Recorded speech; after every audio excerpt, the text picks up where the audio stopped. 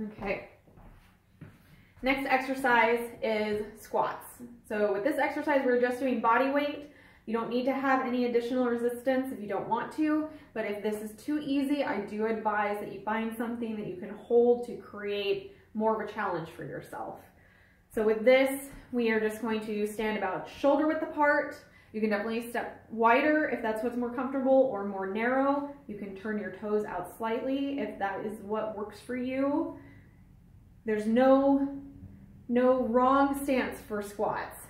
But with this, we are going to just bend at the hips and the knees, trying to keep our chest upright as if we're sinking into a chair behind us. And then we're going to stand up. The idea is that you want to keep your weight in your heels. You don't want to come up on your toes. So with this, be mindful that you're going to go down as low as you can, keeping your heels firmly on the floor, and then stand up.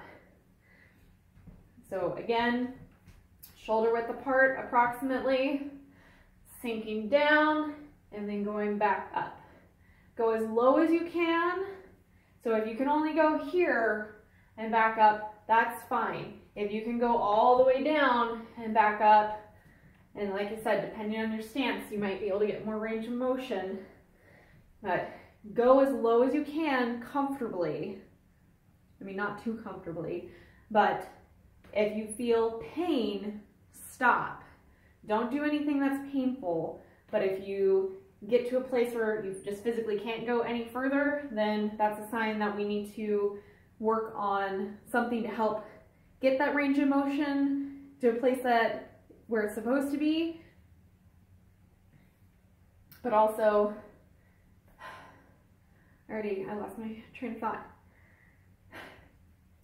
Everybody's squat stance is going to be different. Everybody's squat depth is going to be different. Nobody's going to be exactly the same. So the idea is do what you can, the best that you can. So whatever works for you, just try to be mindful of keeping your shoulders back, going as low as you can, and then coming back up. So with the squat, we want to make sure that the glutes and the hamstrings and the quads are what is doing all the work.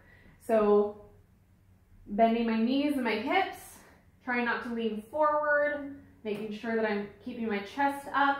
I'm going to squeeze my butt muscles to get myself upright. I want those glutes to be doing all the work. So down and up. And you should really exaggerate that contraction in those butt muscles. You might feel some popping in your knee ligaments. That's very normal. It happens to me every single time. Obviously, if you stretch, you might get a little more range of motion. But ideally, down and up. You can go quickly. You can go slowly.